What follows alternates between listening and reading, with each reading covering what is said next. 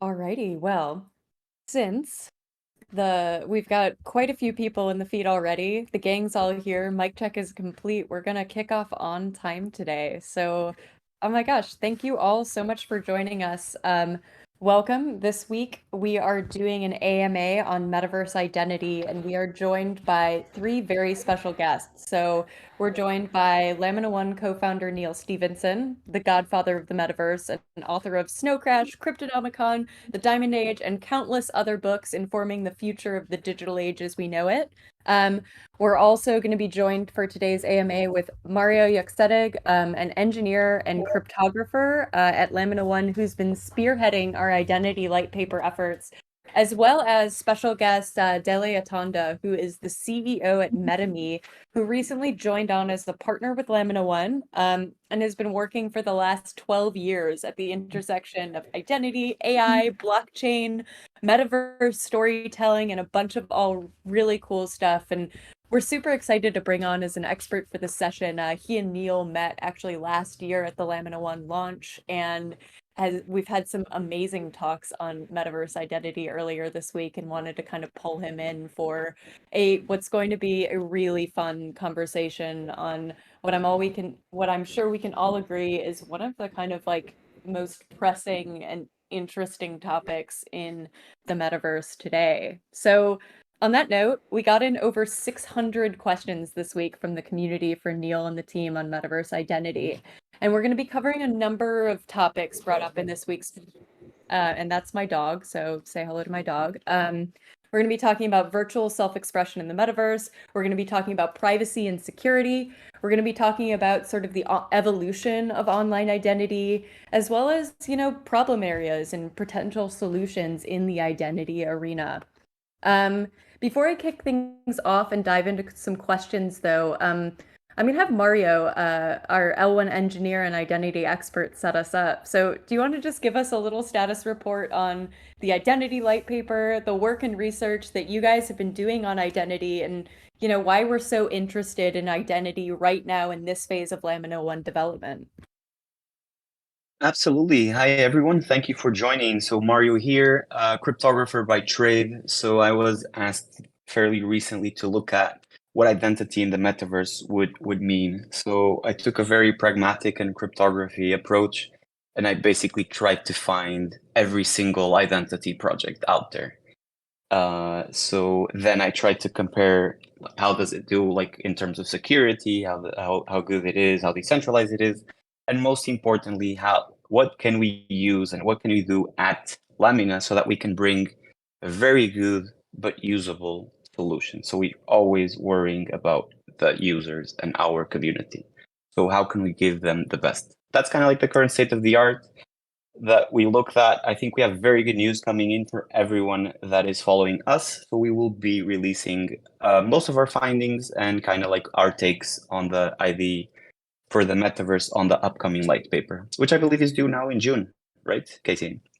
Yeah, coming out soon. We're taking a ton of the awesome survey data and feedback that you guys have been giving us in the surveys and also in the discussion groups, as well as obviously all of the research that Mario's been doing. And we're excited to present it to you. And this is kind of a way to kind of lead up to that and kind of tease some of the topics that we'll be talking about. So on that note, I wanted to hand the mic over to Dele, who is our guest speaker here. And I just want him to give us a quick overview, who are you, what you're up to in the space, and the experience you're bringing today to the identity conversation.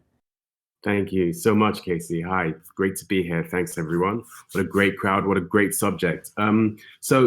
Background, I'm Dele Atanda. I've been in this, in the digital identity space for over a decade. I became interested in it, looking at it for large multinationals. But long story short, as I looked at it, I started to see that there were big issues around privacy, civil rights, human rights around it. So I set up an NGO called the Internet Foundation. We were the first organization to call for a universal declaration of digital rights, essentially asking us to look at how we bring human rights into cyberspace, into the digital realm, and what do digital rights look like. But at heart, I've always been a technologist. So I've been really looking at how to use technology to enable more rights. And really, when you come down to digital rights, privacy and identity is really the central issue, is one of the most important issues in the space. So I've been working on a blockchain protocol that really brings best-in-class standards and processes. I've done a lot of work around policy with GDPR and ethical data standards, but really looking at blockchain technology particularly really gives us a way to bring some of these principles of privacy and self-sovereignty and things like that, which I'm sure we're going to discuss in more detail, to life. So that's what I do in the space. And then, as Casey mentioned, the last part of my sort of profile is I've then got a creative project, a crypto media project, which is basically a story about these issues, about the issues of identity, self-sovereignty, data ownership, surveillance, the surveillance industrial complex called MetaNights, that was very much inspired by Neal's work. So it's a real sort of dream come true, effectively, to be part of this community and part of this conversation with esteemed Neal as such, right? Amazing. And finally, Neal, I know, I reached out to you a few weeks back inviting you to join us for an AMA on Metaverse identity. And, I obviously a ton of work in this arena has been, inspired by or kind of riffing off of your original sort of vision in Snow Crash. But I mean, I guess to start off, why are you here? What made you say yes? Like, what are you hoping to dive into as part of this AMA and conversation? Hi, first of all, it's great to be here, and I'm really excited that we were able to get Mario and Dele to be on with us, and thanks to you, Casey, for making this all happen. Before it slips from memory, can we post a link to the spelling of MetaNights? Dele just mentioned it. It's definitely worth checking out, but it's METAKNYTS, I believe. That's right. So this topic can get pretty technical pretty fast and should get technical if we're doing it right. But let me try to answer your question by kind of going back 30 plus years to Snow Crash and the Metaverse and some of the original ideas that appeared in that book.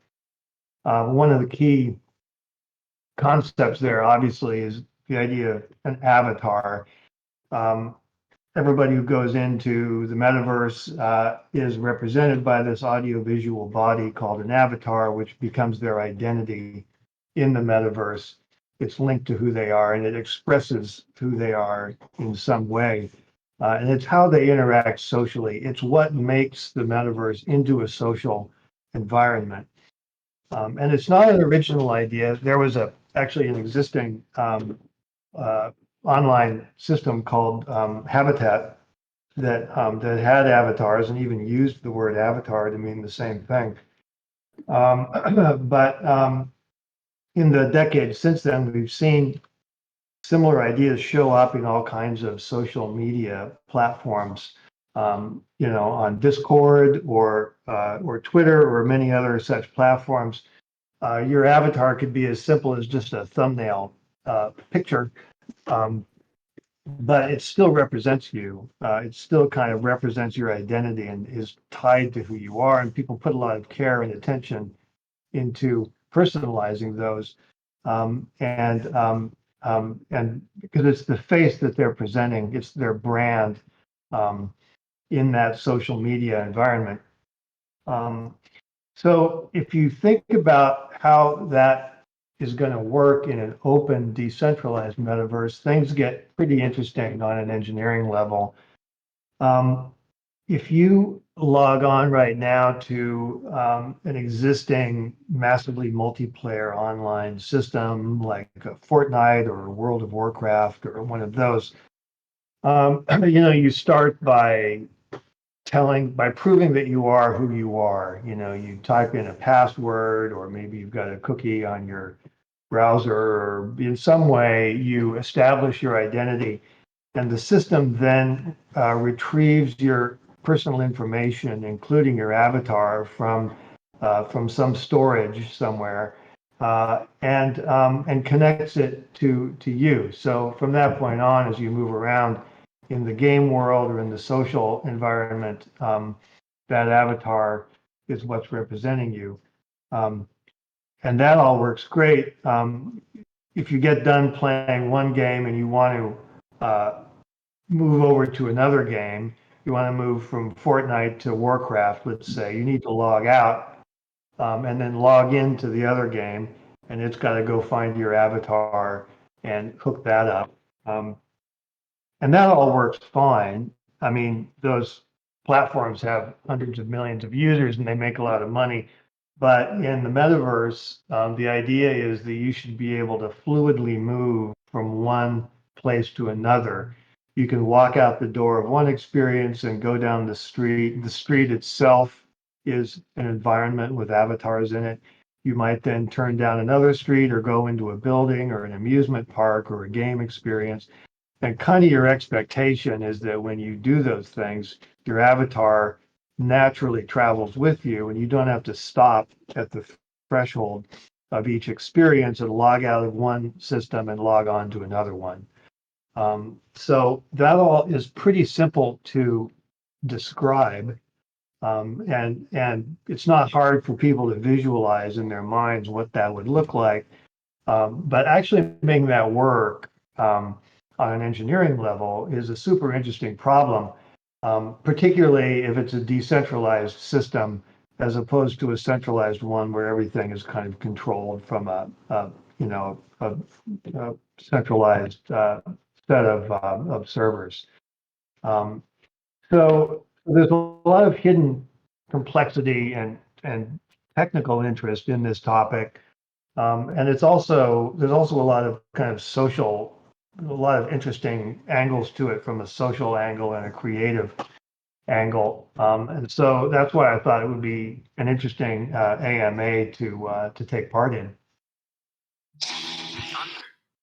Yeah, thank you so much for joining us. And yeah, I think we're really excited to kind of dive into sort of some futurism, some of the problems and the challenges, some of the tricky questions. So I'm just going to get right into the meat of it with some community questions, starting with some kind of like big picture questions. So Discord follower Spalding asks, where do you see our metaverse identities in the next 5 years? Do you think we're going to be living mostly in the metaverse in compared to the real world? I guess I'm going to kick it off to Neal and then Dele and Mario. If you guys want to chime in at any time, please do. Yeah, I mean, I think it's going to depend on who you are and how you like to spend your time. I certainly don't see myself living primarily in the metaverse, but your mileage may vary. I think that regardless of that, the identity question becomes important because right now you have to kind of maintain your multiple identities across multiple platforms.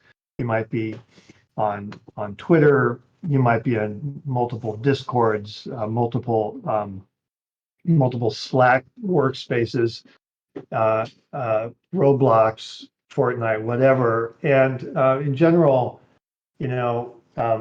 you establish a separate account on each one of those.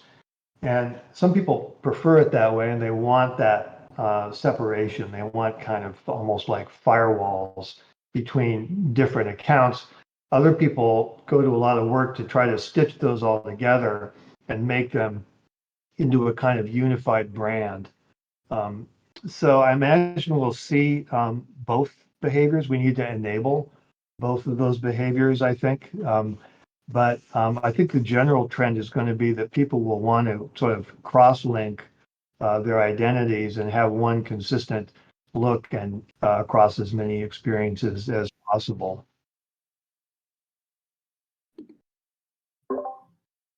Next up, we've got Valaris Labs and Discord user Dudu who asks, what do you see as some of the most important challenges or problems or issues to tackle in the identity arena today? Obviously, it's a pretty highly contested and debated topic in the community, I'd say.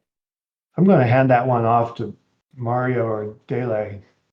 I was actually going to try to claim that one, so thank you, Neil. We're in sync. I think the main fundamental issue, and I'd really like Dele to then tag team on this, is literally it's very hard to define identity. So a lot of people right now are just addressing authentication, right? But there's a whole this is a big space, and to be done properly, there's a lot of things and there's a lot of different approaches. So many people right now just address kind of like, oh, you just have a username and a password. And I find that fascinating also because now we have this shift with the internet where you literally have people very well known inside a specific subreddit or on Discord, but you don't really know who they are as an individual. So you don't really know like their specific name. But it's like, oh, are you Valaris Labs on Discord? Like you're always asking like nice questions, or you're. So there's the internet brought this type of addition to what identity is as well. So I think that the most important challenge is to kind of find some agreement there, because a lot of projects are a bit all over the place, and the truth is, it's not even easy to tackle this. So I'll let that on that note for Dele if you want to say something. Yeah, no, that's I think you're absolutely spot on, and I've been looking at identity for a long while, and the thing that I come to understand with this digitalization of our lives is actually the very notion of identity is changing, and our ability to impact it is changing. As an example, there's a lot of negativity around social media, very justifiably, for all it does. But one of the things that actually strikes me about Web 2 is, if you think about it, prior to the digital age, the only people who really got an opportunity to establish what their identities were and control how people perceive them were captains of industry, celebrities, or aristocrats, who had big PR machines around them that could shape the way that the world sees them. But now in this Web 2 era, as Neil was saying earlier, when we create these avatars and create these online personas, we have a power to shape how we are perceived by the world. So, the very notion of identity is evolving very much with this space. And I think that's a really important context to take it to. For me, I think there are two central challenges when it comes to identity. I think, and there's a massive need for a lot of education in this space. I think identity, as I often say, is one of the most misunderstood phenomena in the digital realm. I think data is probably the other. But when it comes to identity, I think the important thing that we have to really understand is different identity states. So we need to understand the difference between being anonymous, being pseudonymous, and being identifiable. And it's really important to understand what each of these really means. And we are now in a world where this has legal ramifications as well as operational and social ramifications. And it has economic ramifications as well.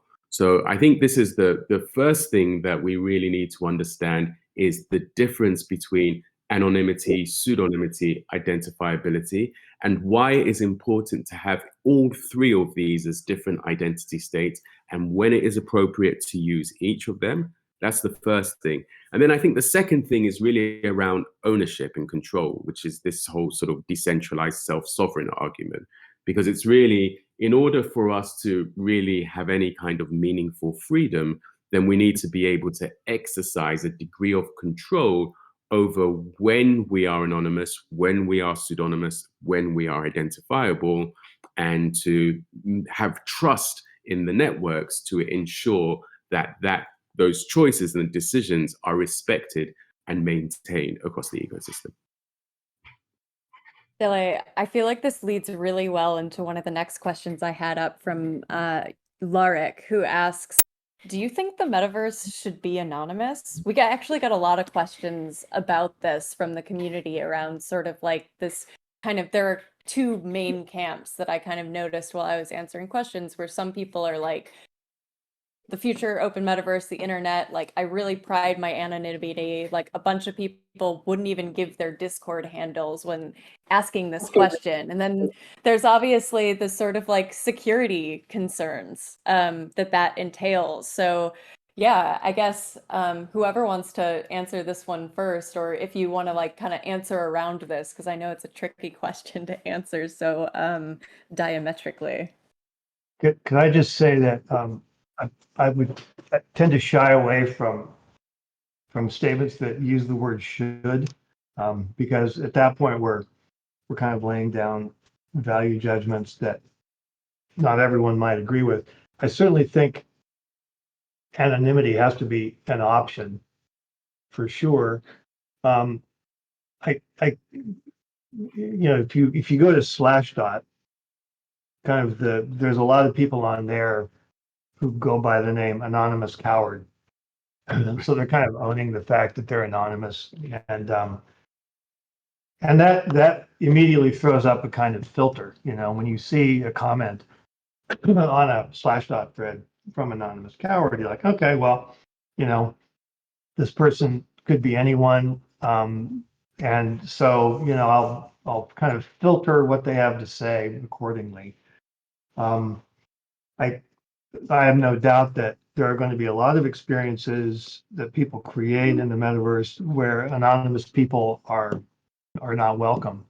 If you're creating an experience for kids, you might want to impose a requirement that everyone who goes in there is somehow vetted.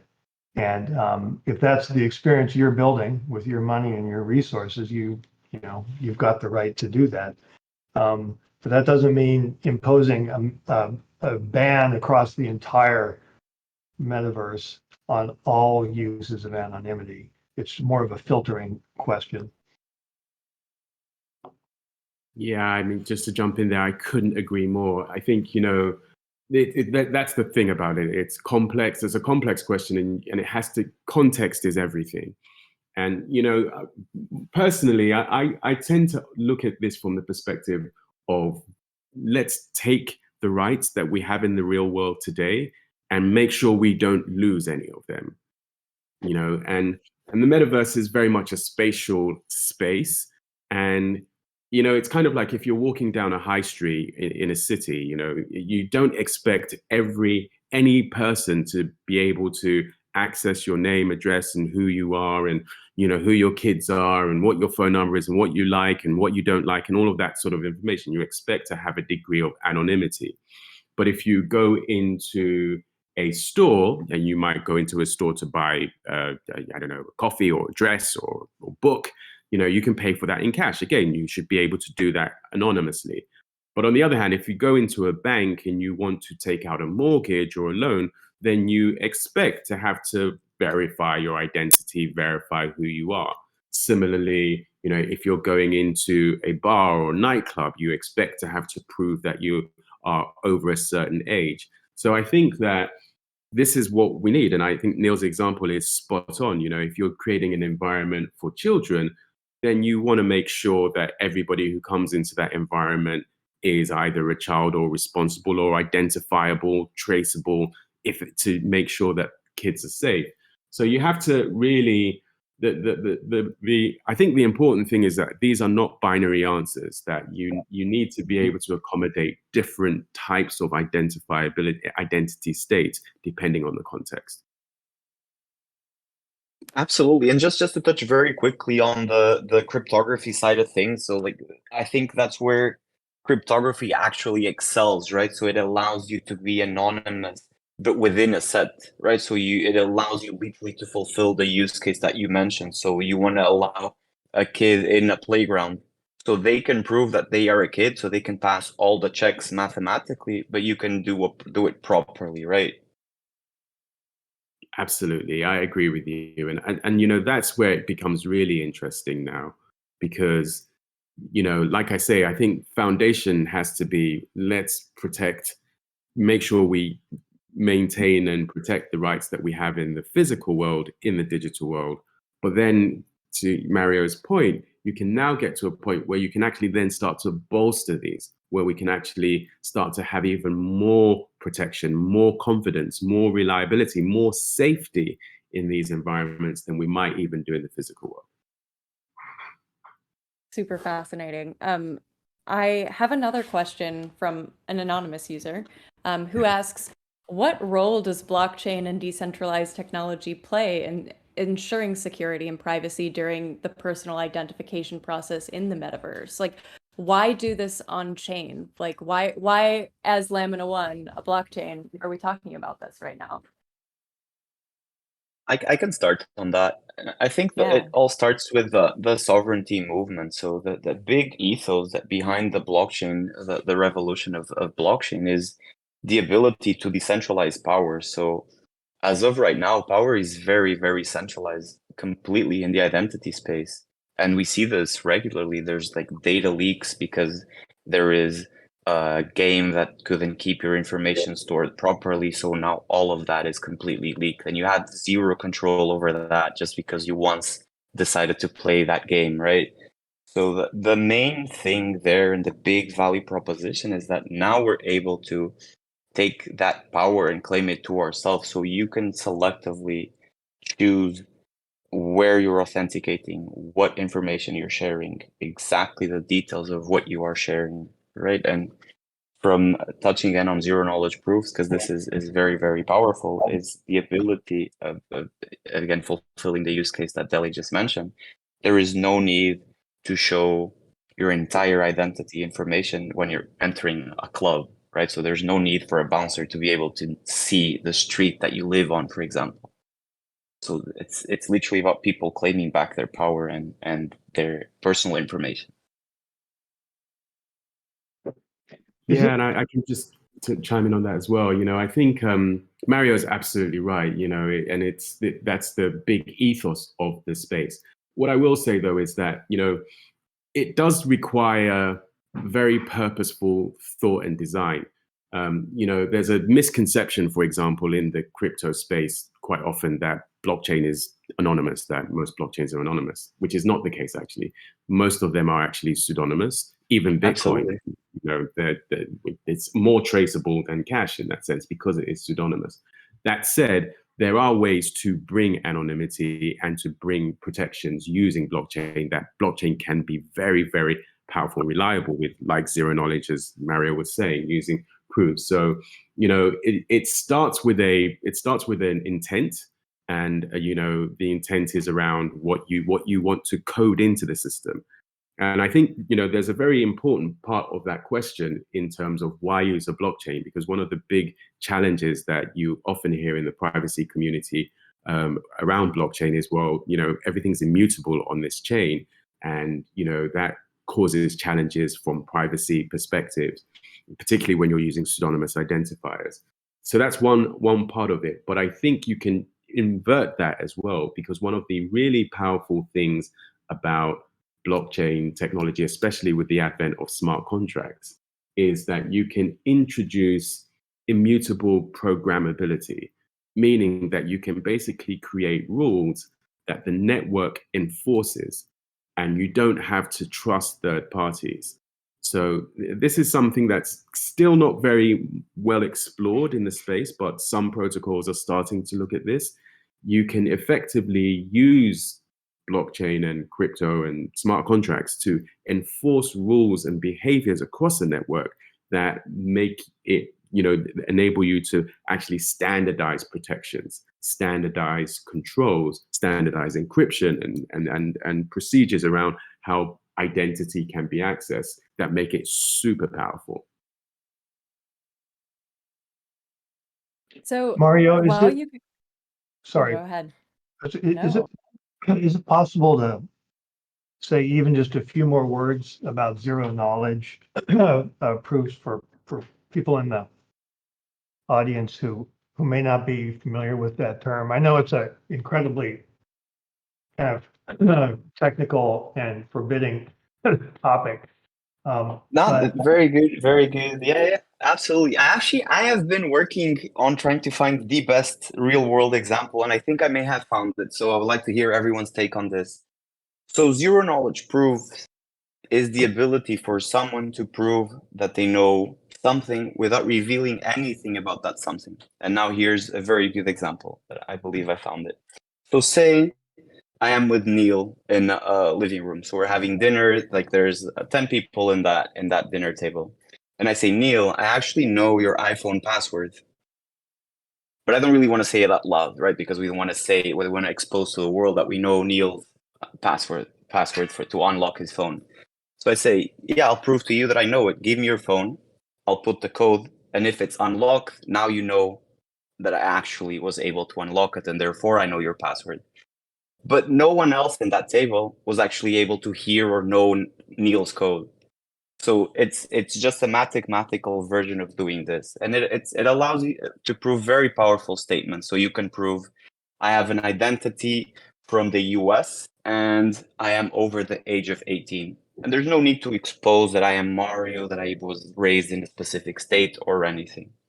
Hopefully that is helpful for everyone. And let me know if you found that example useful or not, because I'm definitely Yeah, curious. thanks. I've been working on this for a while.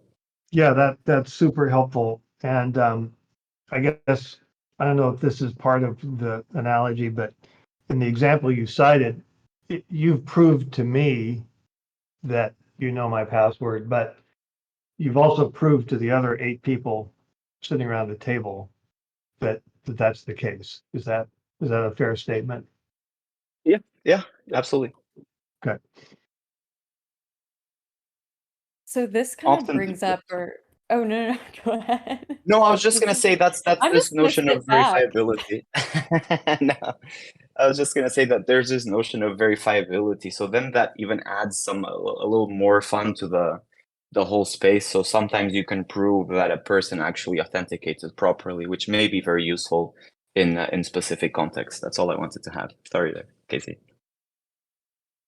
No, not at all. So in the chat feed, like I've got a couple of a whole long string of questions to go. When we kind of brought up the topic of anonymity, as Nofa sort of says, this debate over anonymity highlights potential issues such as, increased anonymity-enabled harassment, abuse, fraud.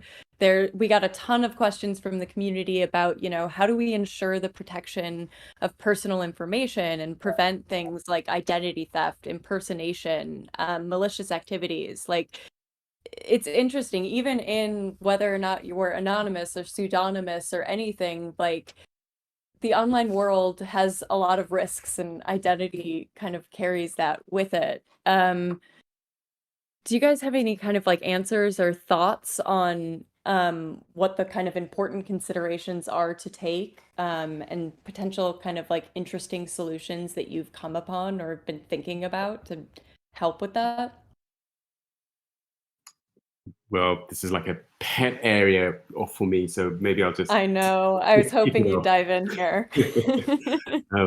But yeah, no, I mean, look, I think one of the things, and looking at the space, I'll just put some context. Looking at the space of digital rights, one of the things that you find really challenging is that some rights can appear to be polarized or in conflict with another. So, for example, if you take the right of free speech, which is basically about censorship resistance, right? It means that if I say something, I want to make sure that that can't be taken down or removed by anyone because they don't like what I'm saying.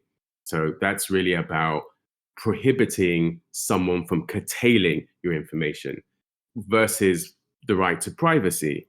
That's the complete opposite thing. That's actually saying, I want to take my information and I want to prevent other people from being able to see it. So you're actually looking quite often at using similar technologies to achieve very different types of outcomes. And I say that because I think that's the kind of mindset that you have to have when you're looking at these problems. So absolutely, anonymity can pose very serious problems in network systems, trolling and abuse and harassment and hate speech and all of this sort of stuff. But I think what is important is that we have to start from a position of principles. We have to start from the position of what is the principle that we want to have. And if the, principle, and that's why I come at this from the perspective of human rights, because if you understand that, okay, these principles are inalienable, then the question then becomes, how do you solve that? So the way that we've thought about approaching this issue around anonymity is to marry it with a reputation system. So in a sense, you can have a scenario whereby you have an account and you have a persona that can remain anonymous online. But if that persona behaves in ways that the network or the community sees to be malicious or harmful, then you can use things like reputation tokens, assign that to that persona, and still prevent the network from necessarily identifying who the person is, but giving, like on eBay, when you buy something, everyone does this on eBay. You vote for whether the person was a good buyer or a good seller. You can have a similar process for how people interact with each other. And that reputation then follows the person around. And, again, you give them, so there might be situations where you require that person to share their reputation score with you versus situations where they don't need to share their reputation score. So, I think there are lots of tactical solutions that can be used to solve the edge cases of the problem once you're clear about the principle that you actually want to put in place. I think one of the potential advantages that we can get from making a large metaverse with a lot of different experiences and players is a kind of sort of what I would call a defense in depth approach to a lot of these issues. So a lot of times we think in terms of more centralized applications where it's all run by one company. They keep all of your information in one database. If that database gets hacked, then everything is vulnerable. You lose all your money, et cetera, et cetera. That's never how we do things in the real world. I mean, just to look at the case of money, hardly anyone keeps all of their net worth in one place, in one asset. It's just understood that this is not a smart move. And so people tend to spread their stuff out into a lot of asset classes in a lot of different places. And each of those might have its own security system. If you're keeping gold coins in a safe in your house, you might have a security system, on your doors and windows. If you're keeping it at a bank, you're kind of paying the bank to have its own security system. There's just a whole range of different protective strategies that can be used.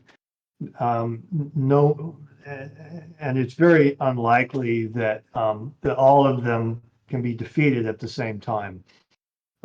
So one of the goals of trying to build a big, decentralized, complicated metaverse is trying to provide a lot of different versions of things. It's not all the same everywhere, and that's just a more inherently stable way to manage some of these issues.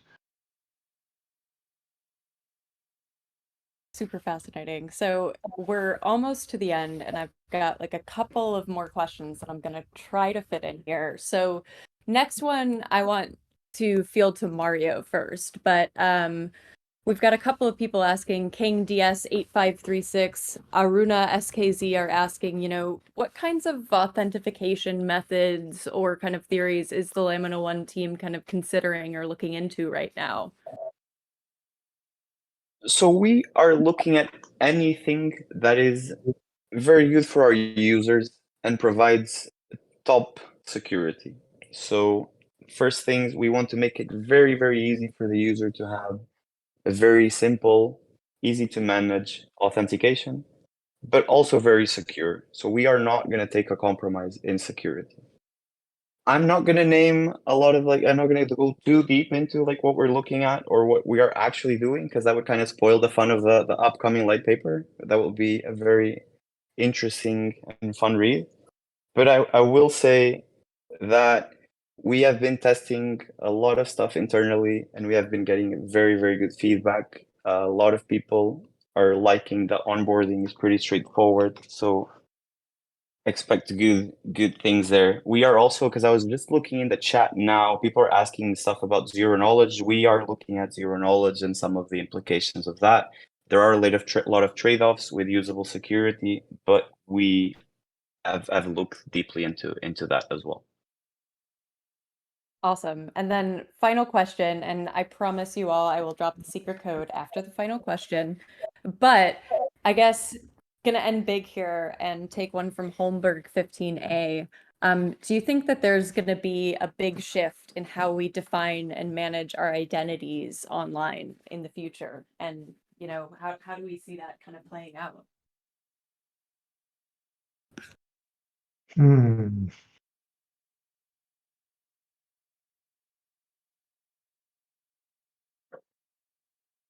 Well then, Thought-provoking question. I told you I was gonna end big. I warned you all.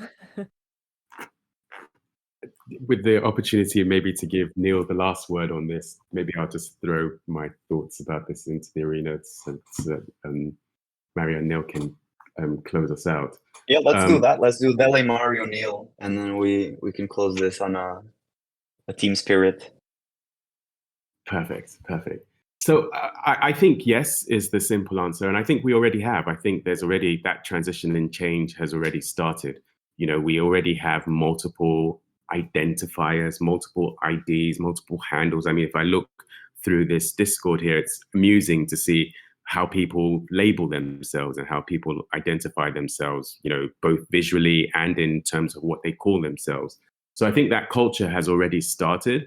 I think that I hope, I mean, at the moment, our identity management is all kind of across these different platforms. You know, we go to Discord, we have an ID there. We go to WhatsApp, we have an ID there. We have a different one in TikTok or whatever it is that we use. Some of them force us to use our real name, but even still, it's not consistent. So, and it's all fragmented in many senses. Ironically, I think that what we need is actually a more self-centralized identity and persona management framework that whereby we can center our identities and personas around ourselves and then have a distributed, decentralized way of being able to interact with each other, choosing whichever persona or identity that we want to, using these texts to do that. So that, and I think that's the trend that I don't know that we've quite reached an inflection point with, but that's hopefully what self-sovereignty will trigger, whereby we start to center our identities around ourselves and start to control how we interact with other people and other systems from a position that is self-centric rather than centered in these other platforms. Yeah, I agree. I think the identity has changed a lot over the years. And one thing that I was discussing, I think I mentioned to Neal the other day was, I don't know about everyone, but when a new social platform appears, I try to claim my handle right away, right? It's kind of like part of me. So I go, a new app just dropped. I'm like, oh, let me try let me claim my username ASAP so that people then know that that's me and I'm already on that platform. So if they ever need to find me, that's me. And it's pretty fascinating how people now go a lot by their handles, and often even their pseudonym handles. So a lot of people claim it's not their actual username, but they have another persona with another username where they expose like different views that their employer couldn't really see, right? And it reflects a lot, like you were saying, Dele, like you look at the handles here on Discord, and it's a fantastic mix of different things embedded into just a simple string of letters. So it's different characteristics. Some people actually share where they work, the project. Other people have completely different pseudonyms with like different profile pictures. I think it's very, very fascinating. Things are changing, and they will change even more now as we start to converge towards having credentials and identities revolving more around the wallet and the decentralized space. Yeah, I think that the big shift is just that this is becoming more important to people. And the anecdotes that you guys have been describing are sort of testimony to that. Another one is the rise of PFP NFTs. A couple of years ago, the phenomenon of people paying actually a lot of money to get NFTs, little images that they don't have a lot of data. They're not big, high resolution images, but they're very important to these people. And Twitter, had a system for verifying that the particular PFP was actually owned, that the NFT was actually owned by the person who was posting it as their avatar on that system. So I just think that those are all the very earliest parts of a trend, and that the trend is going to be towards people trying to kind of maintain their own identity and their own brand across multiple platforms. The more people do that, the more important it is to them. The more important it is that it look good, that it be secure, that it can't be spoofed, that it can't be stolen away from them. And so I think people running experiences in the metaverse are going to want to find ways to support that, and make their users happy, give their users what they want. And as an infrastructure focused organization, part of what we'll be thinking about at LAMINA1 is how do we supply the tools that are needed to make that kind of thing easier. Amazing. Well, that's time. And thank you all so much for joining us. This was a great one. Again, I dropped the secret code in the chat. It is Neal AMA with the E is a 3 and there's an exclamation point at the end. So I'm going to drop that in the chat one more time. We've got 2 final identity quests dropping next week before Mario goes super heads down and finishes that light paper, which again is dropping in June 2023. And we're really excited to share our thoughts with you on that. And yeah, we'll catch you next week. I'm working on programming more AMAs on timely topics like AI, identity. We've got one coming up about game design, another one on interoperability. I'm working on one on world building. We've got some really fun topics we're going to be exploring in the next couple of weeks with internal experts, external experts, all sorts of interesting people. So stay tuned. We'll catch you next week. Thank you all.